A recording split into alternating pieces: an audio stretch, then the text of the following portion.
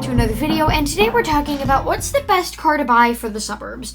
I and many other Floridians live in suburban average neighborhoods. You know, a lot of people live in ranch houses here in Florida because, simply put, why not?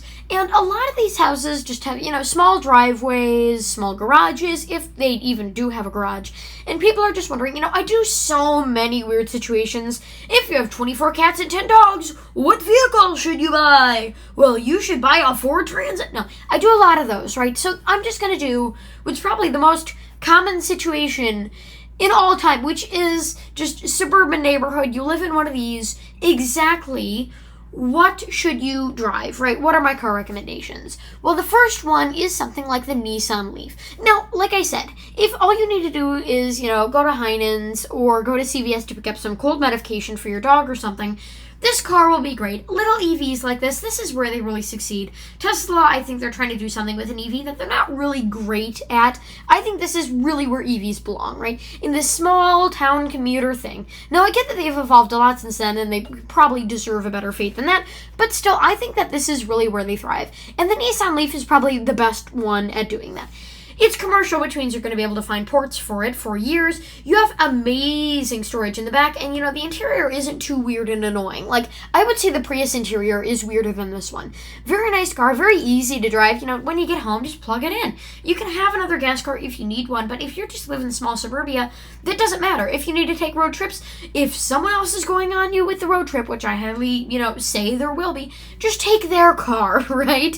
This car is just great for bopping around, even like taking your kids home from school or something. This car will just be amazing and great at that. You have heated seats. Of course, you have the orb of confusion that is the weird little shifter, Prius style, kind of. Your power button down there that glows orange for some reason, and then your weird Nissan steering wheel with 4 spokes, and yet it's shaped like a Superman logo, which is always very interesting with your weird... I didn't like Nissan steering wheels. They just felt too... they just had to come up with a shape, and that's the ugly shape that they picked. But hey, you have your battery indicator over here. Remember, batteries are so cheap for these vehicles. They're anywhere from $2,000 to $7,000 if you buy them refurbished, which is ultimately what you should do. You have a dot matrix display telling you what gear you're in, outside temperature, what doors are open, how many miles of range you have left. Wait. That's the battery. Oh, that's the battery. Temperature, that's the range. I was going to say, that doesn't make sense. And then, of course, you have your weird little dot display up here, and then your speedometer up there with a nice little clock, just easy to read. Of course, it's an EV, so it's got to be kind of retro, and you've got all these buttons there, which is kind of interesting, actually. Yeah, these cars are just great. If you can find one of these, I see them all the time in car dealerships,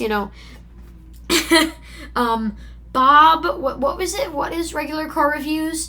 Kunkelman Ford or whatever. Kunkelman Chevrolet. If you find one of these cars at Kunkelman Chevrolet, go ahead and pick it up. If it's less than $10,000, you're getting a great deal. These just make, average, great daily driver cars. And I feel like there's been this big shift recently in the car industry where the car industry sells that cars are valuable. Right now, they say that a Mazda MX-30, which is an EV, a 2-door, technically 4-door suicide EV that can barely fit 4 people, is worth $40-some thousand. And people are just saying, wow, I think that's bullshit. And they're buying cars like this, right? Even for $15,000, $16,000, because they know that this is actually worth something. People are just stopping trusting the auto insurance. They're just saying, see this turd right here? That's worth $1 million and you're going to pay it. So people are just tired with this. $10,000, sure, it isn't a great deal, but it's worth it for just something that works in a day where almost nothing works at all. The next car is these Prius Cs. Now, the Prius C is kind of a compromise, right? I often talk about what types of cars are compromises, and I try to choose cars that aren't too much of a stretch or a compromise for, budgets and things like that, right? But the Prius C, I think, is one of those compromise cars, right? Are you compromising that much? No. Just a little bit of space and a little bit of room. I test drove a Prius C. They had one for sale in Florida. It was I think, this was way back in the day, I forgot. And it was 5 years old. I believe it was a 2011. And it was going for $16,000, and we passed it up, and it was just okay, didn't really like it. But yeah, these are super great. Again, if you're the only person driving the car, this will be great. You have a little gauge over there, you have your MPG, your miles per gallon. Your miles per hour, your gear that you're currently in, there's your miles per gallon. And, your single zone climate control, little radio. These radios actually work very well. And then, whether your defrosters, and then if you want the air to recirculator come in from the outside. You also have a standard normal shifter, since this is essentially a Yaris. And then you have your EV and eco modes down there with traction control off, which you should always be leaving on. So, yeah, these cars, just very simple cars. Again, they have a lot of trunk space. They have a lot of interior room. They carry people just fine. And these get just such great gas mileage that I think it's worth picking them up. Right? $15,000, 2018, for fully loaded. Not bad at all. The next one is the Honda Fit. Now, this is a later 2013. I would probably get a 2020 or, the reboot generation. But these also aren't bad. If you can just find one of these, like, typical suburban neighborhood, you probably have like $10,000 to buy a car or something. 10 to 15. That's people's average budget when buying a used car. And if you can just find one of these, they're great. It's overall very attractive. You have your 5-spoke wheel covers. Just looks very nice. The interior is classy. Every bit that you touch is going to be adorned in cloth and plastic. Nice feeling plastic, not the cheap stuff, like you would usually expect. You, of course, have your weird Honda retro interior with, exactly what you want to do, and then, where to send it, and then... wait, no. That's what to do, and then that's where you send it, and then that's the temperature, that's the fan, and then that's the AC, the rear defroster, and a mechanical switch, whether you want it going in or out, which is fun and kind of a throwback. You, of course, also have your weird radio. I would 100% replace these. I mean, they work forever, but they just suck. A lot of times I say just buy old cars. They're just worth more than new cars in terms of functionality. Radios and stuff like that as things where older cars don't really surpass newer cars. Technology, engine design, port fuel injection versus direct injection, yes. Radios and technology, no. Again, the interior just works great. Everything fits together very nicely, even though everything's kind of oddly shaped. There's plenty of room in the back. It's very comfortable, too. And like I said, this car is just so useful because it's shaped like a box. Imagine if this was slanted, right?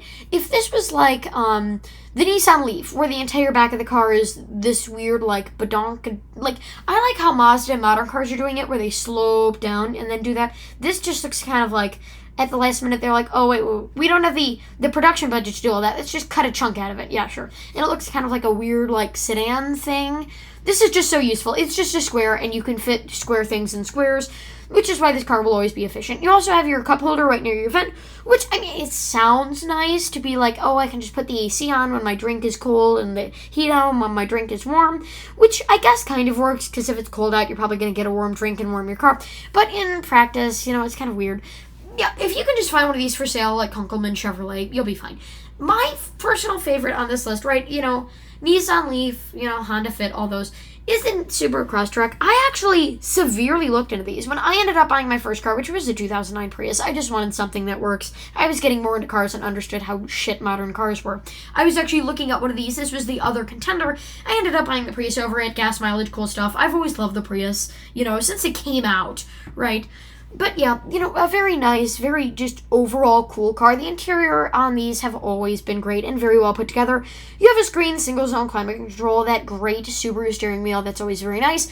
Everything in this car is put together very well. If you kick the dashboard, the airbag's not going to explode in your face. I say that a lot. Another thing that I also commonly say, and I'm going to say it in this video just to revive it, remind you that we're still the same channel. This car is so nice, you're not going to feel like you're camping in your own car. There, I said it. Be happy. So yeah, nice. One thing that I did find weird, because, a family member actually drove one of these, why is the indicator light yellow, which is weird, and also why is the AC light up red instead of blue, even though blue is over here, so we know that they have that color. Just weird things to point out. Again, just storage. The color of the LED doesn't really matter in long term when you have a car that functions as well as this. Just great. These engines last forever, these cars last forever, and they're great. And the last one on this list is if you want a taste of luxury.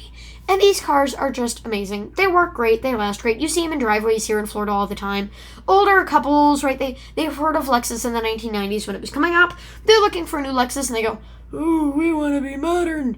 We're gonna get one of those hybrids." And they get one of these, and quite frankly, it's fine. Quieter driving down the street. If they hit someone, they're gonna be safe. That's fine. The interior is great. I would get one with a screen. Oftentimes, screens seem to be like a hindrance, like you don't want the screen. On this model, I think it's better just to have that technology. You know, modern technology is awful and then it breaks all the time, but I think in this case it is worth it to have the iDrive system rather than just the standard radio. These cars were great, they've always been great. You know, again, exorbitant amounts of storage in the back, your hybrid badge, you know, ooh, hybrid, back when being a hybrid was fun and not just every single car in the market. And of course, it has that classic hourglass, you know, classy, dun, dun, dun, dun, dun, dun, dun, dun, you know, Lexus grille. I think the black and chrome actually looks pretty good here. So yeah, with that, thank you for watching. Don't forget to comment, like, and subscribe, and I will see you all real soon.